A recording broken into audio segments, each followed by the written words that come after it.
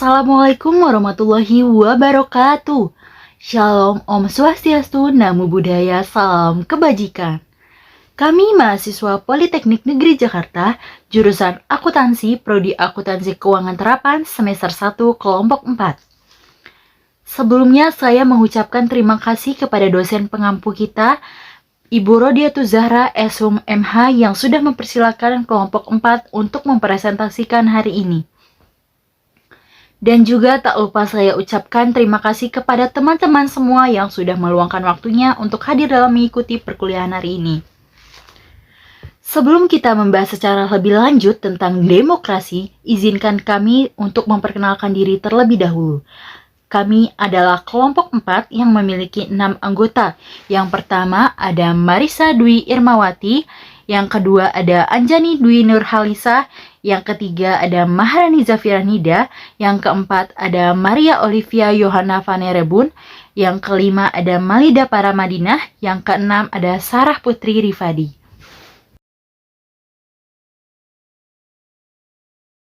Perkenalkan, nama saya Maharani Zafira Nida sebagai presentator pertama.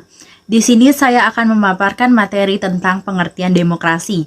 Demokrasi berasal dari dua kata, yaitu dari kata demos yang berarti rakyat, sedangkan kratos yang berarti pemerintahan.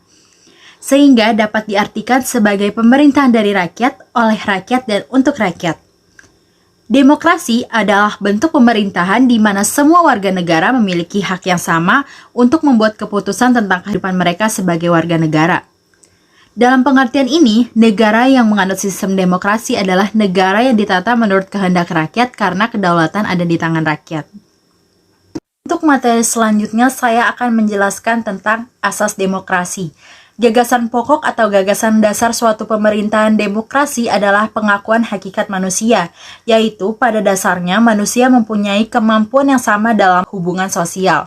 Berdasarkan gagasan dasar tersebut terdapat dua asas pokok demokrasi, yaitu yang pertama, pengakuan partisipasi rakyat dalam pemerintahan, misalnya pemilihan wakil-wakil rakyat secara langsung, umum, bebas, rahasia, dan secara jurdil. Dan yang kedua, pengakuan hakikat dan martabat manusia, misalnya adanya tindakan pemerintah untuk melindungi hak-hak asasi manusia demi kepentingan bersama. Berdasarkan pasal 27 ayat 3 Undang-Undang 1945 bahwa usaha bela negara merupakan hak dan kewajiban setiap warga negara. Hal ini menunjukkan asas demokrasi. Asas demokrasi dalam bela negara mencakup dua arti. Yang pertama, setiap warga negara ikut menentukan kebijakan pertahanan negara melalui lembaga perwakilan menurut Undang-Undang Dasar 1945 dan peraturan perundang-undangan. Dan yang kedua, bahwa setiap warga negara sesuai dengan kemampuan dan profesinya wajib ikut serta dalam pertahanan umum negara. Sekian presentasi dari saya. Untuk materi selanjutnya akan dipaparkan oleh teman saya, yaitu Marisa. Baik, di sini saya akan menjelaskan tentang pemahaman demokrasi. Demokrasi adalah bentuk atau mekanisme sistem pemerintahan suatu negara dengan upaya mewujudkan kedaulatan rakyat atas negara untuk dijalankan oleh pemerintah negara tersebut. Salah satu ciri negara demokrasi adalah diadakannya pemilu. Namun, penerapan pemilihan umum tidak menjamin negara tersebut sebagai negara demokrasi. Ini karena kedaulatan rakyat memilih presiden secara langsung hanyalah salah satu dari banyaknya konsep kedaulatan rakyat. Arti demokrasi di sini adalah menekankan bahwa rakyat memiliki kebebasan dalam berbagai lini kehidupan, termasuk aktivitas politik. Nah, pemahaman terhadap arti demokrasi itu dapat dimulai dari lingkup terkecil, salah satunya adalah lingkup keluarga. Contohnya dengan menerapkan prinsip semua anggota keluarga berhak menyampaikan kritik dan saran, serta harus bisa menghargai dan menghormati pendapat tiap anggota keluarga. Itu sudah termasuk ke dalam penerapan demokrasi. Pengembangan pemahaman demokrasi juga dapat dilakukan di berbagai aspek kehidupan, seperti di lingkungan sekolah, masyarakat, komunitas, dan lain sebagainya. Banyak cara untuk mengembangkan pemahaman tentang demokrasi. Materi selanjutnya yaitu bentuk demokrasi. Konsep demokrasi itu sendiri semula muncul dari pemikiran mengenai hubungan negara dan hukum di Yunani kuno. Itu sekitar abad ke-6. Pada masa itu, demokrasi yang diterapkan berbentuk demokrasi langsung. Dari sejarah itulah demokrasi mengalami banyak perkembangan. Di Indonesia sendiri, perkembangan demokrasi telah mengalami pasang surut. Ada banyak macam istilah demokrasi yang sering kita dengar, bahkan beberapa sudah pernah diterapkan di negara kita. Nah, apa aja sih bentuk demokrasi yang ada? Bentuk demokrasinya yaitu ada demokrasi konstitusional, demokrasi parlementer, demokrasi terpimpin, demokrasi Pancasila, demokrasi rakyat, dan demokrasi langsung. Yang pertama ada demokrasi konstitusional atau bisa disebut juga sebagai demokrasi liberal. Dasar pelaksanaan demokrasi konstitusional adalah kebebasan individu. Ciri khas demokrasi konstitusional itu kekuasaan pemerintahannya terbatas, serta tidak diperkenankan banyak campur tangan dan bertindak sewenang-wenang terhadap warganya. Jadi kekuasaan pemerintah dibatasi oleh konstitusi. Lalu yang kedua ada demokrasi parlementer. Pada sistem demokrasi ini pengawasannya dilakukan oleh parlemen. Jadi parlemen memiliki peranan penting dalam pemerintahan. Parlemen memiliki wewenang dalam mengangkat Perdana Menteri. Dalam sistem demokrasi ini juga kedudukan presiden hanya menjadi simbol kepala negara, sedangkan Perdana Menteri menjadi kepala pemerintahan. Jadi pada sistem pemerintahan ini presiden tidak memiliki wewenang penuh atas pemerintahan. Selanjutnya ada demokrasi terpimpin. Demokrasi terpimpin pada awalnya dicetus oleh Presiden Soekarno pada tahun 1957. Maksud dari demokrasi terpimpin adalah sebuah sistem demokrasi yang seluruh keputusan dan pemikirannya berpusat pada satu orang, yaitu presiden. Demokrasi terpimpin berlaku di Indonesia antara tahun 1959 sampai 1966. Kemudian yang keempat ada demokrasi Pancasila. Demokrasi Pancasila merupakan pengembangan dari demokrasi konstitusional di mana menggunakan mekanisme yang hampir sama, yaitu kedaulatan rakyat dan berdasar Konstitusi Undang-Undang Dasar 1945 dalam penyelenggaraan pemerintahan negara. Yang membedakan di sini adalah kedaulatan rakyat dijiwai oleh keseluruhan sila-sila dalam Pancasila. Gotong royong dan rasa kekeluargaan menjadi pangkal dari demokrasi Pancasila. Yang kelima ada demokrasi rakyat atau disebut juga dengan demokrasi proletar. Demokrasi ini berhaluan Marxisme-Komunisme. Konsep demokrasi ini adalah dengan mengutamakan kepentingan negara, tetapi mengabaikan kepentingan perorangan.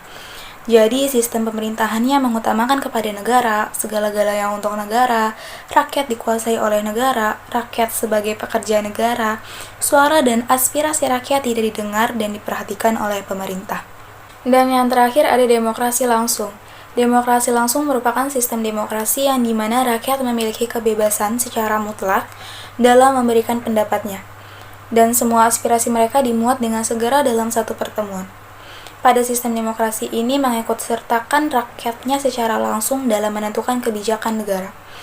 Kekurangan dari sistem demokrasi ini yaitu hanya bisa diterapkan dalam kota kecil atau komunitas yang secara relatif belum berkembang. Jadi tidak bisa dilaksanakan dalam masyarakat yang kompleks dan negara yang besar. Dari banyaknya bentuk demokrasi yang ada, di Indonesia sendiri setidaknya ada 4 macam sistem demokrasi yang pernah diterapkan dalam kehidupan ketatanegaraan bangsa, yaitu ada demokrasi parlementer yang diterapkan pada tahun 1945 sampai 1959, kemudian ada demokrasi terpimpin yang diterapkan tahun 1959 sampai 1965, kemudian ada demokrasi Pancasila era Orde Baru yang diterapkan pada tahun 1966 sampai 1998 dan demokrasi Pancasila era Reformasi yang diterapkan pada tahun 1998 sampai saat ini. Mungkin sekian materi yang dapat saya paparkan. Materi selanjutnya akan disampaikan oleh rekan saya, Maria. Nilai demokrasi.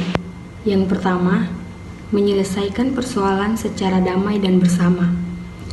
Kita tahu bahwa segala masalah atau persoalan kita harus menyelesaikan dengan bersama atau mencari solusi agar sebuah persoalan yang kita hadapi itu dapat terselesaikan. Yang kedua, mengakui adanya keanekaragaman. Mengakui adanya keanekaragaman di negara kita itu sangat penting karena dalam negara kita terdapat segala macam ras, suku, agama, dan budaya. Yang ketiga, mengakui serta menganggap wajar adanya keanekaragaman. Seperti halnya di Indonesia ini, segala keanekaragaman dari suku, ras, budaya, dan agama sudah menjadi hal yang harus diakui karena Indonesia dikenal sebagai negara yang memiliki segala macam keanekaragaman.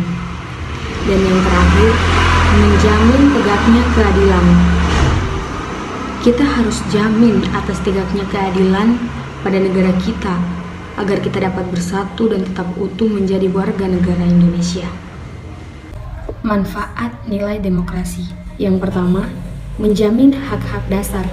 Terbuka sebagai metode mengungkapkan dan mengatasi masalah-masalah perbedaan dalam kehidupan sosial tidak dapat terwujud tanpa kebebasan-kebebasan. Hak-hak dasar tersebut dikenal sebagai hak asasi manusia. Dengan adanya hak asasi manusia, maka setiap manusia mempunyai perlindungan secara moral dan hukum, sehingga manusia bisa terlindungi dari berbagai macam tindak kekerasan atau perampasan, penganiayaan, dan sebagainya. Yang kedua, kesetaraan setiap warga bertujuan untuk memperlakukan semua orang atau warga negara adalah sama sederajat, tidak dibeda-bedakan. Yang ketiga, pemenuhan kebutuhan umum. Semakin besar suara rakyat dan menentukan kebijakan, semakin besar pula lah kemungkinan kebijakan yang mencerminkan keinginan dan aspirasi-aspirasi rakyat. Yang keempat, kebijakan sosial. Kebijakan sosial adalah salah satu bentuk ketetapan pemerintah yang dibuat untuk merespon isu-isu yang bersifat publik, dan dalam garis besar, kebijakan sosial diwujudkan dalam 3 kategori, yakni perundang-undangan, program pelayanan sosial, dan sistem perpajakan. Salah satu bentuk kebijakan sosial adalah pelayanan sosial. Pelayanan sosial dapat diartikan sebagai perangkat program yang ditujukan untuk membantu individu atau kelompok yang mengalami hambatan dalam memenuhi kebutuhan hidupnya. Pelayanan sosial berkaitan dengan konsep negara kesejahteraan.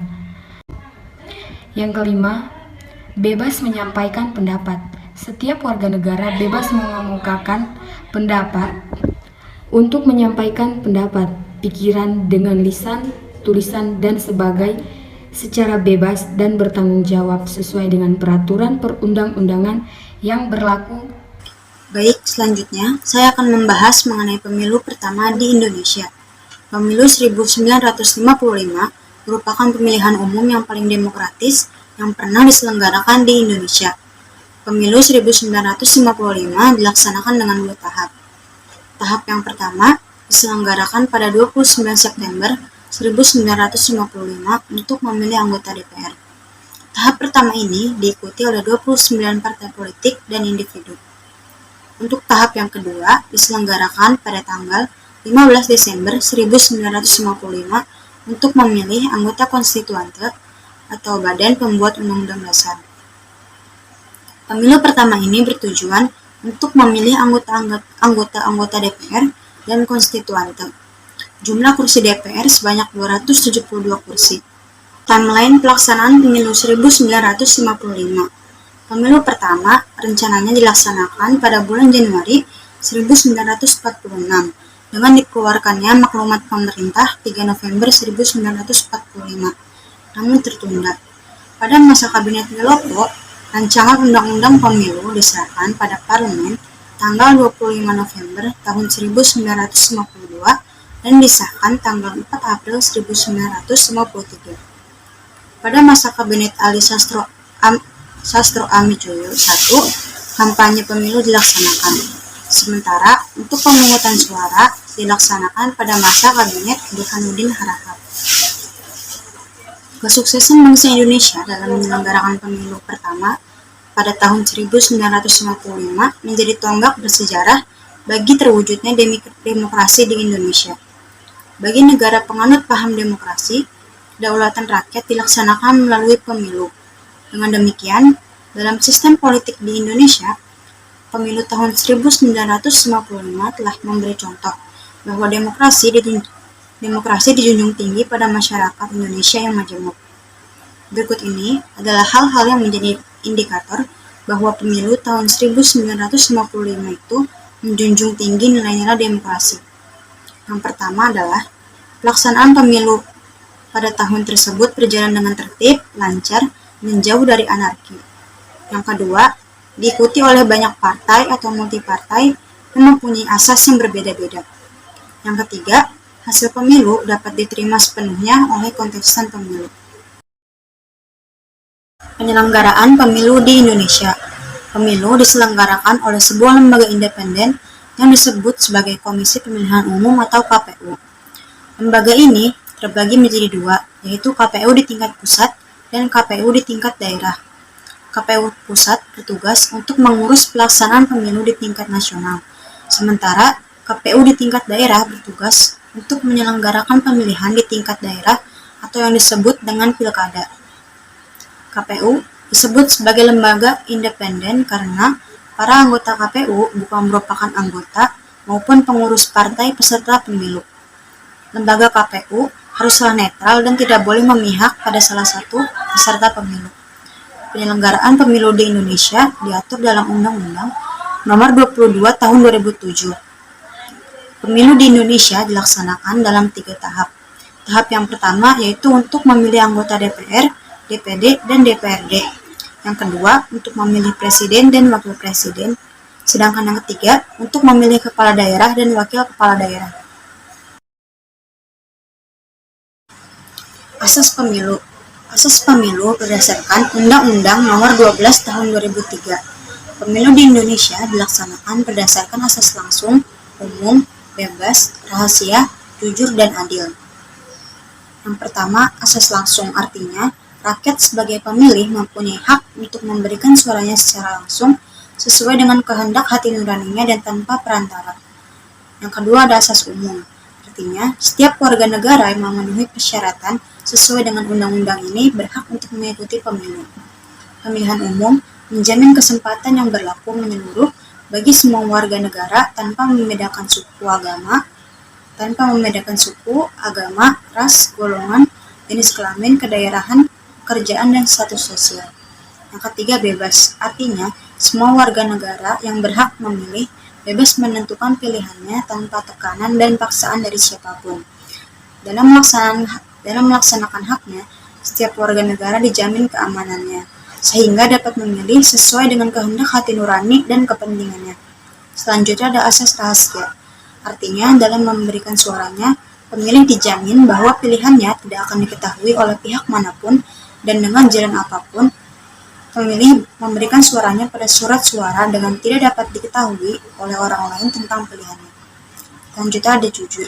Artinya, dalam penyelenggaraan pemilu, setiap penyelenggara pemilu, aparat pemerintah, peserta pemilu, pengawas pemilu, pemantau pemilu, serta semua pihak yang terkait harus bersikap dan bertindak jujur sesuai dengan peraturan perundang-undangan. Sementara asas adil artinya berarti dalam penyelenggaraan pemilu, setiap pemilih dan peserta pemilu mendapat perlakuan yang sama serta bebas dari kecurangan pihak manapun. Baik, di sini saya akan menjelaskan masa pemilu di Indonesia. Yang pertama ada masa Orde Baru. Pemilihan pada masa Orde Baru dimulai dengan pemilihan umum tahun 1971. 10 organisasi dari 9 partai berpartisipasi dalam pemilihan ini. 9 partai tersebut adalah Partai Katolik Indonesia, Partai Kristen Indonesia, Partai Murba, Partai Indonesia, Partai Penghimpunan Pendukung Kemerdekaan, Partai Nahdlatul Ulama, Partai Syarikat Islam Indonesia, Partai Umat Islam Indonesia, dan Partai Persatuan Tarbiyah Indonesia dan golongan karya. 5 besar pemenang pemilu 1971 adalah golongan karya, Nahdlatul Ulama, Parmusi, Partai Nasional Indonesia, dan Partai Syarikat Islam Indonesia. Undang-Undang Nomor 3 Tahun 1975 memperkenalkan penggabungan partai menjadi 2 partai, yaitu Partai Persatuan Pembangunan dan Partai Demokrasi, dan juga golongan karya. Pemilihan umum kedua pada masa Orde Baru diadakan pada tahun 1977. 3 golongan mengikuti pemilihan umum 1977, yaitu Partai Persatuan Pembangunan, Partai Demokrasi Indonesia, dan kelompok karya. Hasil pemilihan Parlemen tahun 1977 menunjukkan golongan karya tetap menang. Pemilu pada masa Orde Baru diadakan pada tahun 1982, 1987, 1992, dan 1997. Pemilihan tersebut berlangsung pada masa pemerintahan Presiden Soeharto. Pemilu 1999 merupakan pemilu pertama di era reformasi. Tak lama setelah Presiden Soeharto lengser dari kekuasaan pada 21 Mei 1998, Wakil Presiden Baharudin Yusuf Habibie mengambil alih kursi kepresidenan.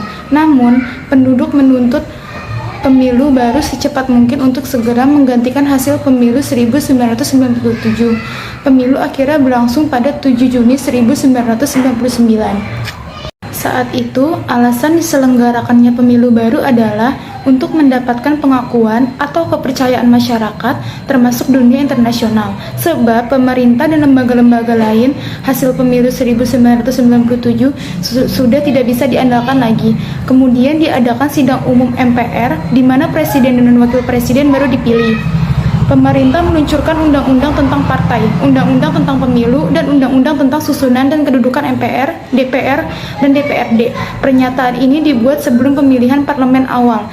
Ketiga, RUU disusun oleh tim 7 Kementerian Dalam Negeri yang diketuai oleh Profesor Dr.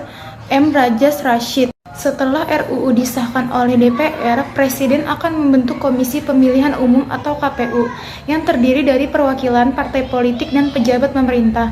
Satu hal yang membedakan pemilu 1999 dengan pemilu sebelumnya sejak 1971 adalah pemilu 1999 memiliki jumlah pemilih yang besar. Hal ini karena kebebasan pendirian partai politik. Pada saat penghitungan suara, 27 partai menolak menandatangani daftar pemilih dengan alasan pemilu tidak diselenggarakan secara jujur dan adil. Penolakan itu disampaikan dalam rapat paripurna KPU.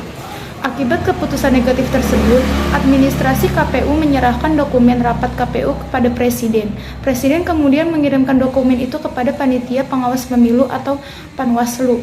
Tugas Panwaslu adalah mengusut keberatan yang diajukan oleh perwakilan partai KPU. Setelah itu, Panwaslu mengeluarkan rekomendasi sahnya pemilu 1999 yang disusun dengan pernyataan Presiden.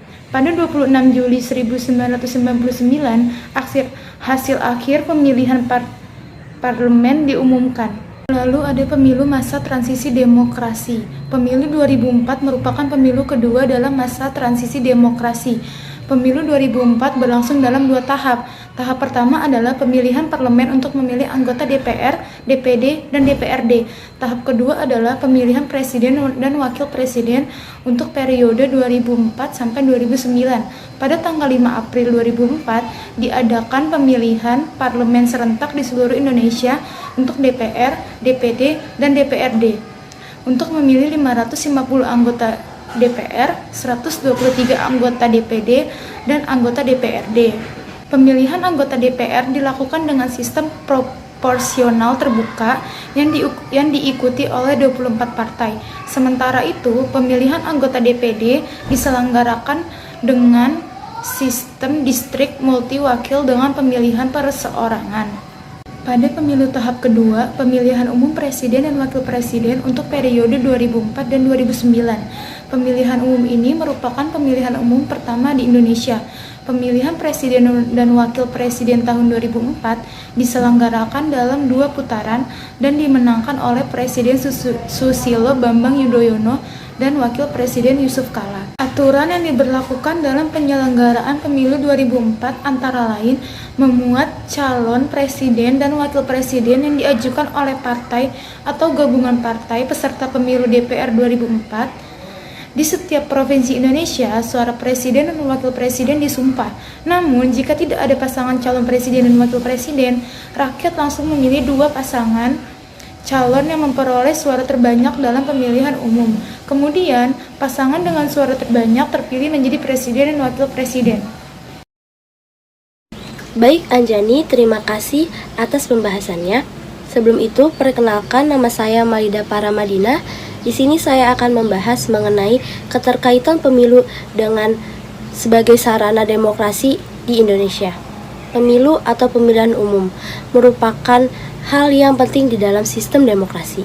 Mengapa bisa disebut demikian? Hal ini karena demokrasi berhubungan dengan struktur dan proses politik. Suatu negara tidak dapat mengklaim sebagai negara yang demokratis apabila sistem politiknya tidak berdasarkan kepada pemilihan yang bebas dan adil. Nah, seperti yang kita ketahui nih teman-teman, kalau demokrasi itu berarti memiliki atau memberikan kebebasan dan kesamarataan hak antar tiap warga negaranya. Maka dari itu, pemilu merupakan salah satu dari sistem demokrasi. Karena pemilu yang demokratis itu terjadi ketika para warga negaranya bebas dan mendapatkan hak untuk memilih kepala negaranya sendiri. Di sini ada beberapa komponen yang mendukung pemilu sebagai sarana demokrasi di Indonesia. Yang pertama, ada pemilu adalah fundamental komponen dari sistem politik demokrasi. Maksudnya, pemilu itu memberikan pilihan kepada warga negaranya antara program, kebijakan-kebijakan, dan partai politik yang terkait di dalam pemilu untuk membangun suatu pemerintahan. Dan di sini nih, kita juga dapat mengukur bagaimana sih integritas pemilu ketika banyaknya terjadi vote buying dan money politics di dalamnya. Yang kedua, ada pemilu juga berarti tanggung jawab. Tanggung jawab di sini berarti tanggung jawab para wakil rakyat yang telah terpilih untuk menjalankan politiknya atau menjalankan tindakan politiknya dan kebijakan-kebijakan di dalamnya untuk membangun suatu pemerintahan. Yang ketiga, pemilu juga berfungsi untuk memberikan legitimasi kepada pemerintahan, parlemen, dan sistem politik itu sendiri. Di dalam sistem demokrasi, itu kuncinya adalah kewenangan atau authority sebagai kekuasaan yang sah. Jadi, atau maksudnya, ketika para wakil rakyat itu terpilih, mereka wajib menjalankan legitimasi kewenangan mereka dengan baik untuk kebutuhan rakyatnya sendiri. Dan yang terakhir, ada pemilu, di dalamnya ada unsur komunikasi politik. Di dalam kampanye, unsur komunikasi politik ini merupakan sangat fundamental. Kenapa? Karena terjadi di antara dua arah komunikasi. Komunikasi ini terjadi di antara dua arah. Partai politik dan para kandidatnya itu memberikan atau menyampaikan informasi kepada para pemilihnya mengenai kebijakan-kebijakan yang ada di dalam partai tersebut beserta program-programnya. Jadi, komunikasi dua arah ini terjadi antara partai politik dan para kandidatnya beserta kepada para pemilihnya atau calon voters. Nah, jadi yang dapat kita simpulkan dalam pemilu, keterkaitan atau integritas demokrasi ini selalu menjadi perdebatan. Bagaimana indikator seperti partisipasi, kompetisi, dan legitimasi dari penyelenggaraan pemilu tersebut untuk mengukur atau melihat kualitas dari demokrasi, apakah sudah berjalan dengan baik atau belum, sehingga terjadi keterkaitan antar pemilu sebagai sarana dalam pelaksanaan demokrasi di Indonesia. Nah, jadi itu saja sekian pembahasan mengenai keterkaitan dari pemilu sebagai sarana demokrasi di Indonesia. Untuk sesi selanjutnya akan saya kembalikan kepada Maharani. Baik, itu saja presentasi dari kami. Saya berharap apa yang saya dan teman-teman saya sampaikan bisa dipahami dan dapat dimengerti dengan baik. Dan saya ucapkan terima kasih kepada teman-teman saya yang sudah menyimak presentasi kali ini. Wassalamualaikum warahmatullahi wabarakatuh.